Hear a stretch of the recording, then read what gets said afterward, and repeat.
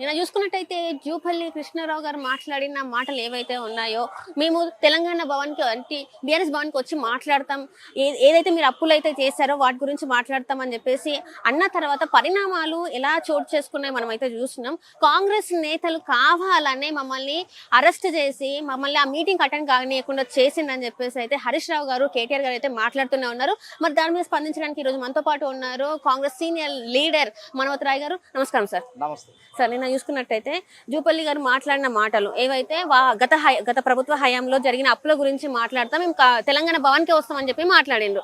ఆ తర్వాత బీఆర్ఎస్ నేతలు రెడీగా ఉండగా కూడా మీరు ఎందుకు పోలేదు, గన్ పార్క్ దగ్గరికి ఎందుకు వచ్చిండ్రు, గన్ పార్క్ దగ్గరికి వచ్చిన తర్వాత వాళ్ళని మీరు అరెస్ట్ చేసిండ్రు, ఊరంతా తిప్పిండ్రు అని చెప్పేసి మాట్లాడుతున్నారు. దీని మీద మీ ఆన్సర్ ఏంటి? జూపల్లి గారు నిబద్ధత కలిగిన నాయకుడు, మాట అంటే నిలబడే నాయకుడు.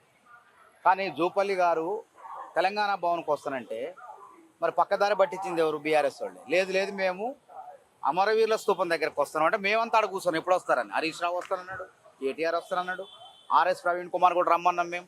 మరి రమ్మన్న వాళ్ళు అమరవీరుల స్తూపం దగ్గరకు వస్తారనేసరికి జూపల్లి గారు కూడా అటు పోయే ఆయన మా దగ్గరికి వచ్చి కూర్చోండి, అమరవీర స్తూపం దగ్గర కూర్చోండి. మరి ఎందుకు రాలేదు వాళ్ళు? మీరు అరెస్ట్ చేయించారు, ఎవరు అరెస్ట్ చేయించారు? ఎందుకు అరెస్ట్ చేయించారు? మేము అరెస్ట్ చేయించినావా? ఆడలేక మధ్యలో కూడా అన్నట్టు వాళ్ళ కథ మొత్తం. ఇప్పుడు వాళ్ళు నేరుగా టీఆర్ఎస్ భవనం పోకుండా నేరుగా అమరవీరుల స్తూపానికి వచ్చినట్లయితే ఇబ్బంది ఉండేది కాదు కదా. చర్చ శాంతియుతంగా బహిరంగ చర్చ, అది గొడవ కాదు కదా. కాబట్టి బాల్కాసుమని చెప్పినట్టు అంటే రైతులు వాళ్ళ వైపు రాకపోతే, లేకుంటే ప్రజలు వాళ్ళ వైపు చూడకపోతే సంచలనం చేద్దామని కుట్ర పడినట్టు నిన్నాడ ఈ మూమెంట్ ని అంటే ఈ యొక్క సవాళ్ళను ఆధారంగా చేసుకొని బస్సులను తగలబెట్టే కార్యక్రమం, లేకుంటే ఇంకేదో కార్యక్రమం. ఎందుకంటే బాల్కాసుమని అన్నాడు కదా, సింగరేణి భవన్ తగలబెట్టండి, రైలు పట్టాలు గోసేయండి అన్నాడు కదా. అట్టనే వీళ్ళు ఇక్కడ రాకుండా టీఆర్ఎస్ భవన్ పోయి వ్యూహరచన ఎక్కువ మంది కార్యకర్తల పోగు చేసి విధ్వంసానికి పాల్పడే విధంగా కుట్రలు పడినట్టు పోలీసు వాళ్లకు ఆ సమాచారం అందిందేమో, వాళ్ళు పోయి అందుకే ఆఫ్ చేశారేమో. మీ ప్రమేయం లేకుండానే పోలీసులు విషయంలో మాకు సంబంధం ఉండదు. పోలీసు వాళ్ళకి అనుమానం వస్తే వాళ్ళు ఎవరినైనా అదుపులో తీసుకుంటారు.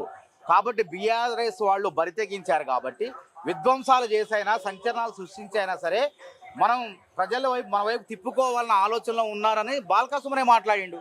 కాబట్టి బీఆర్ఎస్ నాయకులు కూడా ఇప్పుడు కూడా అదే విధంగా ఆ విధానాన్ని అనుసరిస్తారని చెప్పి పోలీసు వాళ్ళు ముందు జాగ్రత్తగా వీళ్ళు ఇక్కడ రాకుండా అక్కడ కూర్చొని విధ్వంస రచన చేస్తున్నారు కాబట్టి అదుపులో తీసుకున్నారు. దానికి పోలీసు వాళ్ళే, మాకేం సంబంధం? అది ప్రభుత్వానికి కూడా కొన్ని తెలవు. ప్రభుత్వంలో మేము ఉన్నాం, మేము పార్టీ పరంగా పోయినాం. అక్కడ మంత్రులకు కూడా సంబంధం ఉండదు. వాళ్ళు ఎవరినైనా అదుపులో తీసుకోవచ్చు. పోలీసు వాళ్ళు శాంతి భద్రతలకు భంగం కలిగించే విధంగా ఎవరైనా వ్యవహరిస్తే.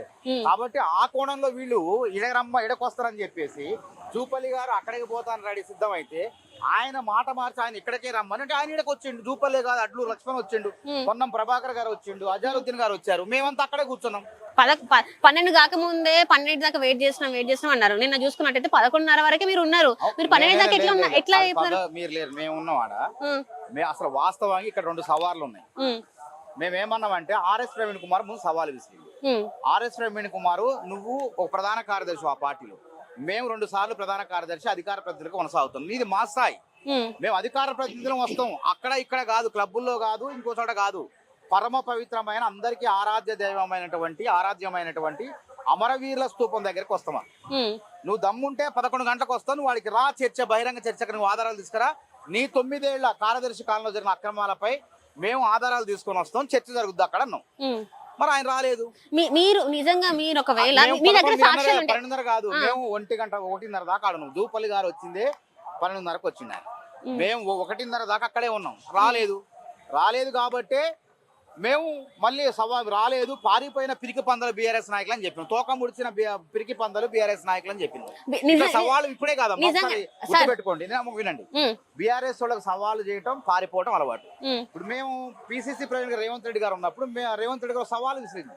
శ్వేత సవాల్ అని అంటే వైట్ ఛాలెంజ్, మాదక ద్రవ్యాల విషయంలో.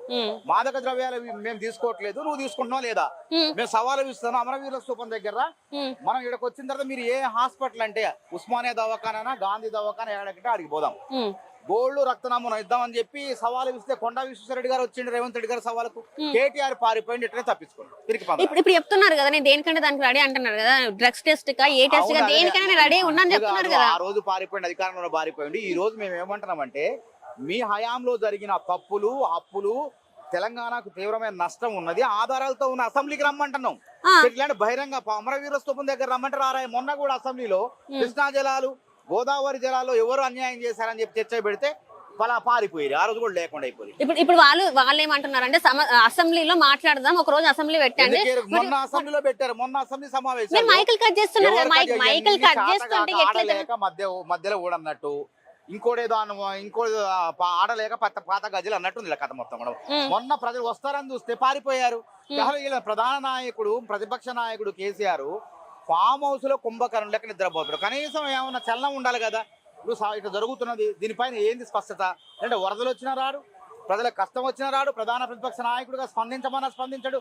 ముఖ్యమంత్రి రేవంత్ రెడ్డి గారే ప్రధాన ప్రతిపక్షం ఉండాలి, ఆయన బయటికి రావాలి, మాకు సూచనలు చేయాలి, తప్పులు చేస్తే ప్రశ్నించాలంటాడు. అట్లాంటిది ఆయనకు సోయి లేదు, ఫామ్ హౌస్ లోనే పడుకుంటాడు. ఇక వీళ్ళు వచ్చేసి సవాళ్ళు విస్తారు, సవాళ్ళు విసేసి పారిపోతుంటారు. వాళ్ళు పారిపోలేదని వాళ్ళు అంటున్నారు. వాళ్ళు ఏమంటున్నారు అంటే మాకు అసెంబ్లీలో టైం ఇవ్వండి, మా మైకులు కట్ చేయకండి, మాట్లాడతారు. బరాబర్ ఇస్తారు. రేపైనా భాగవతం తెలుస్తుంది, మొన్న ఇచ్చారు, పారిపోయారు. ఇంకున్నాయి ఆ వీడియోలన్నీ ఉన్న అసెంబ్లీ సమావేశాల్లో ఏం సవాలు విసిరారు, ఏం చెప్పారు.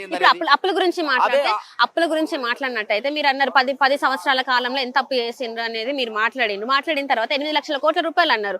ఇప్పుడు కేటీఆర్ గారు మాట్లాడేది ఏంటంటే మీరు ఈ 3 సంవత్సరాల కాలంలోనే దానికన్నా డబుల్ చేసిందని చెప్పేసి మాట్లాడుతున్నారు. ఇప్పుడు 10 సంవత్సరాల కాలంలో కన్నా ఇక్కడ ఎక్కువైందని మాట్లాడుతున్నారు.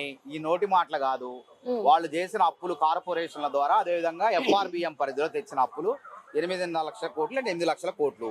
ఇవాళ రాష్ట్ర ప్రభుత్వం నెలకు 6,000 చొప్పున వీళ్ళు చేసిన అప్పులు వడ్డీ కట్టడానికే మొత్తం సంవత్సరానికి 70,000 కోట్లు ఖర్చు పెడుతున్నాం మేము. అంటే వాస్తవంగా రాష్ట్ర ప్రభుత్వం 30 నెలల కాలంలో 3,19,000 అసెంబ్లీలో చెప్పిండు రేవంత్ రెడ్డి గారు. మరి అప్పుడు ఎందుకు నోరు మెదపలేదు? 3,19,000 కోట్లు అప్పులు తీసుకొస్తే అందులో 3 లక్షల దగ్గర కోట్లు అప్పులు వడ్డీలు కట్టడానికి సరిపోయింది. వాస్తవంగా నేను చెప్పింది కాదు, కేంద్ర ఆర్థిక గణాంకాల లెక్కల ప్రకారం ఇప్పటి వరకు కాంగ్రెస్ ప్రభుత్వం చేసిన అప్పు 18,000 కోట్లే. ఎందుకంటే వాళ్ళు తెచ్చిన అప్పు వాళ్ళ అప్పులకి అసలుకి వడ్డీలకు చెల్లించబోగా మిగిలినది 15,000 కూడా 18,000 కోట్లే ఈ కాలంలో చేసింది. కానీ తెలంగాణ ఇచ్చేటప్పుడు 16,000 కోట్ల మిగులు బడ్జెట్, 72,000 కోట్ల అప్పు. మరి కేసీఆర్ చేతిలో 10 ఏళ్ల తర్వాత తెలంగాణ పరిస్థితి ఏంది? ధనిక రాష్ట్రం, అప్పులు కుప్పగా మారిపోయింది. అవునా కాదు? దీన్ని అంగీకరించలేదు. ఎవరికి ప్రభుత్వ ఖజానా ఖాళీ అయింది, కేసీఆర్ ఖజానా పెరిగింది. ఇలా దేశంలో ధనికవంతమైన పార్టీ ఏది? ప్రాంతీయ పార్టీ కానీ జాతీయ పార్టీ పెట్టుకున్న వాళ్ళు పార్టీ ఏదంటే బీఆర్ఎస్ పార్టీనే. ఇలా మొన్న బుట్టి 10 ఏళ్ళ అధికారంలో ఉన్న పార్టీ 1,500 కోట్లు ఎట్లా వచ్చినాయి? వేరే పార్టీలు కూడా ఎక్కడ కూడా లేవు అవి కూడా. కాబట్టి అవినీతి ఎవరిదో స్పష్టమవుతుంది. అందుకే మళ్ళీ చెప్తున్నాం, మా నాయకులు అసెంబ్లీకి రమ్మన్నారు. నిన్న సవాల్, మీరు అసెంబ్లీకి రండి. నిన్న మంత్రులు వచ్చారు, చూసారు. ఎంతసేపు మంత్రులు అధికారంలో ఉన్నారు, వాళ్లకు కార్యక్రమాలు ఉన్నాయి, ఆ కార్యక్రమాలకు సమయం ఇచ్చారు. ఆ సమయం దగ్గర పైన పోకపోతే మళ్ళీ అవి అంతా వృధా అయిపోతాయి. కాబట్టి 11:30, 12 వరకు ఉండి వాళ్ళు కొంతమంది మంత్రులు వెళ్ళిపోయారు. తర్వాత జూపల్లి గారు వచ్చారు. జూపల్లి గారు 1:30 వరకు అక్కడే ఉన్నాడు. చూడండి కెమెరాలు. అక్కడే బీఆర్ఎస్ భవన్ దగ్గర అరెస్టులు జరిగినాయి. ఊర్లో మొత్తం అంతా తిప్పిండ్రు. జూపల్లి గారు పోయే లోపే వీళ్ళు ఓవర్ యాక్షన్ అయిపోయి విధ్వంసాలకు పాల్పడతారని చెప్పేసి బాల్కాసం అని చెప్పినట్టు వీళ్ళు బస్సు అద్దాలు ధ్వంసం చేస్తారని చెప్పి రకరకాల ప్రయత్నాలు అదే ప్రయత్నంలో ఉన్నారు వాళ్ళు. అందుకే పోలీసు వాళ్ళు వాళ్ళ ముందు వస్తారు చేశారు. ఎందుకంటే వచ్చేవాడైతే ఏం లేనట్టు ఎడికే వచ్చేవాడు కదా, మాకన్నా ముందు వచ్చి కూర్చునేవాడే.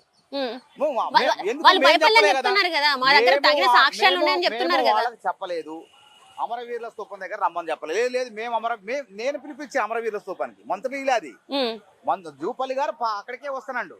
నేను అమరవీరుల స్తూపం సవాలు విసిరితే RS ప్రవీణ్ కి విసిరిన వాళ్ళకు కూడా కాదు, హరీష్ రావు కేటీఆర్ కాదు, మేము కాదు. వీళ్ళు ఓవర్ యాక్షన్ గా మేము అమరవీరుల స్తూపంకి వస్తాం, మంత్రులు వచ్చేసరికి వీళ్ళు ఓవర్ యాక్షన్ గా మేము ఆడికి వస్తానేసరికి జూపల్లి గారు కూడా ఆడికొచ్చిండు. ఆయన తప్పేముంది అందులో? కాబట్టి జూపల్లి గారు ఒక నిబద్ధత గల నాయకుడు, ఆయన మాట కట్టుబడి ఉంటాడు, అదేం ఉండదు ఆయన. కాబట్టి వీళ్ళ చేతగాక అసెంబ్లీ అంటే కాలికేస్తే ఎలికేస్తే కాలికేసి వ్యవస్థను భ్రష్టు పట్టించేది వీళ్ళు. మీరే డైవర్షన్ పాలిటిక్స్ చేస్తున్నారు. ఒక రకంగా చూసుకున్నట్టయితే ఇప్పుడు RS ప్రవీణ్ కుమార్ గారి వైఫ్ ఎవరైతే ఉన్నారో ఆమెని వేరే దగ్గరికి ట్రాన్స్ఫర్ చేయడమే కావచ్చు. ఇప్పుడు ఏదైతే రైతు బంధు ఏదైతే ఉందో దానికి అందరికి రైతులకి రాలేదు కాబట్టి ఇప్పుడు మీరు రిలీజ్ చేసింది దీని గురించి మాట్లాడతారని చెప్పేసి ఇలాంటి ఒక అంశాన్ని తెర మీద తీసుకొచ్చిందని చెప్పేసి మాట్లాడుతున్నారు. ఉద్యోగస్తుల కన్నా అతిథి RS ప్రవీణ్ కుమార్ IAS కన్నా అతిథి IAS బదిలీ కావట్లేదా? అట్లనే వారు కూడా బదిలీ అయ్యారు. RS ప్రవీణ్ కుమార్ దాదాపు రాష్ట్రంలో 588 మంది భద్రత ఉన్నారు. వాళ్ళు ముప్పుతో ఉన్న భద్రత కల్పిస్తున్నారు రాష్ట్ర ప్రభుత్వం, పోలీసులు కల్పిస్తున్నారు. అట్లాంటి వాళ్లకు అందరికి ఈయన ఒక్కడికే కాదు, చాలా మంది ఈయన కన్నా పెద్ద అధికారులు కూడా భద్రత తొలగించారు. బుల్లెట్ ప్రూఫ్ కార్లు వీళ్ళ వైఫ్ బదిలీ చేయడం ఎందుకు? తప్పేం లేదు, అందరికి జరిగినట్టు జరిగింది. మొన్న ఐఏఎస్ జరిగినాయి. అట్లంటే మరి సీతారాబాబు గారు, సతీమణి గారు వారు ఐఏఎస్ గా ఉన్నారు, వారికి కూడా బదిలీ చేశారు కదా, మరి వారేం మాట్లాడలేదే. అంటే ప్రతి పనిని కూడా రాజకీయంగా వాడుకోవడానికి దిగజారినటువంటి చిల్లర రాజకీయ నాయకుడు ఆర్ఎస్ ప్రవీణ్ కుమార్ అని చెప్పి స్పష్టం అర్థమైనా. పక్కదారి పట్టింది మాకు అవసరం లేదు. నిన్ననే ప్రపంచ బ్యాంకు వారం రోజుల క్రితం, ప్రపంచ బ్యాంకు అదే విధంగా కేంద్ర ప్రభుత్వం తెలంగాణ ప్రగతి పదంలో ముందున్నది. రేవంత్ రెడ్డి ముఖ్యమంత్రి అప్పుల నియంత్రణలో సక్రమంగా పనిచేస్తాడు. ఆర్థిక సూచిలో అదేవిధంగా ఆరోగ్య సూచిలో కాంగ్రెస్ ప్రభుత్వం రేవంత్ రెడ్డి సర్కారు ముందు భాగంలో ఉంది, ప్రగతి పదంలో అని చెప్పిన తర్వాత వీళ్ళు చెప్పేది ఏందమ్మా? వీళ్ళ రాజకీయ లబ్ధి కోసం మాట్లాడతారు. వీళ్ళంతా కూడా చేసింది మొత్తం వాళ్ళు పందికొక్కుల్లా గురుకులాల్లో 10 ఏళ్ళు మెక్కింది ఆర్ఎస్ ప్రవీణ్ కుమార్. ఇది వాస్తవం. అందుకే నేను ఆధారాలతో వచ్చిన నాడికి 10 ఏళ్ళు నేను ఏం చేసిండు, అక్రమాలు చేసిండు. టెండర్లు ఆన్లైన్లో పిలవటం, పారదర్శకం. అడ్మిషన్లు అయినా కానీ ఆఫ్లైన్లో చేస్తే ఏంది, తక్కువ మార్కులు వచ్చిన వాళ్ళు సీట్లు ఇస్తారు, మంచి మార్కులు మంచి ర్యాంక్ వచ్చిన వాళ్ళు సీట్లు ఇవ్వరు. టెండర్ల విధానం కూడా ప్రభుత్వానికి మేలు చేసే విధంగా, ప్రభుత్వానికి ఖజానాకు మేలు జరుగుతూ నాణ్యత పనులు చేసే వాళ్లకు ఆన్లైన్లో టెండర్లు ఇస్తారు. మరి ఆర్ఎస్ ప్రవీణ్ కుమార్ బీఆర్ఎస్ ప్రభుత్వం 10 ఏళ్ల గురుకులాల్లో 1000 కోట్లు కాంట్రాక్ట్లు చేసి ఏమైనా టెండర్లు వాళ్ళే అంటున్నారు కదా, మా హయాంలో ఇట్లాంటివి ఏమైనా జరిగితే మొత్తం మాయ చేశారమ్మా వీళ్ళు. రేవంత్ రెడ్డి గారు వచ్చి దాన్ని ప్రక్షాళన చేసి, దీన్ని ప్రక్షాళన చేయడం వల్ల ఏమైందంటే వాళ్ళ బాధ ఏంటంటే వీళ్ళ బినామీలు, వీళ్ళ దళారులు, ఎవరైతే వీళ్ళ చెంచాగాళ్ళు ఉన్నారో వాళ్ళు ఎవరికి రాలే అక్కడ. వాళ్ళు గతంలో దోచుకు తిన్నారు అక్కడ, కాబట్టి రాలేదు. కాబట్టి ఈ కడుపు మంటతో వీళ్ళు రాజకీయం చేస్తున్నారు. వీళ్ళు లేనిది ఉన్నట్టు ఒక వాస్తవం చెప్పమ్మా. ఇప్పుడు సుమారు 2 టెండర్లు కలిపి 1400 కోట్లు 1300 కోట్లు అనుకుందాం. 2000 కోట్ల అవినీతి అని ఒకటి అంటాడు, తలకాయ లేకుండా. ఇంకోటి 3000 కోట్లు అంటాడు, లేదు 200 కోట్లు అంటాడు. ఏమన్నా పొంతన ఉంది ఆరోపణలు? అంటే ఆరోపణలు చేతగానే వెధవలు సన్నాసులని బీఆర్ఎస్ నాయకులని అర్థమైపోయింది. అంటే మీరు ఇట్లా మాటలు కొనసాగిస్తూనే ఉంటారా? మరి చర్చరమ్మ అసెంబ్లీ రమ్మని మంత్రులు వస్తారు, అసెంబ్లీకి మీరు మైక్ కట్ చేయకుండా వాళ్ళకి మాట్లాడే అంత టైం ఇస్తారా? మైక్ ఎప్పుడు కట్ చేయలేదు. మైక్ ఇస్తే మాట్లాడటం చేతగాక దొంగతనం బయటపడిద్దని, చేసిన అప్పులు తప్పులు బయటపడతాయని చెప్పి బాయ్కాట్ పేరుతో పారిపోయారు. ఒకసారి చర్చ పెడితే రాలే చర్చకి. కాబట్టి రేపు మళ్ళీ పెడతాం. మా ముఖ్యమంత్రి గారు కూడా అన్నాడు, మంత్రులు అంటున్నారు అసెంబ్లీకి రా అన్నారు. ఇవన్నీ ఎందుకు? అసెంబ్లీకి వస్తే సరిపోదు, పవిత్రమైన ప్రదేశం కదా. చూద్దాం అసెంబ్లీకి వస్తారా రారా అప్పుడు. Right sir, right. Thank you so much sir.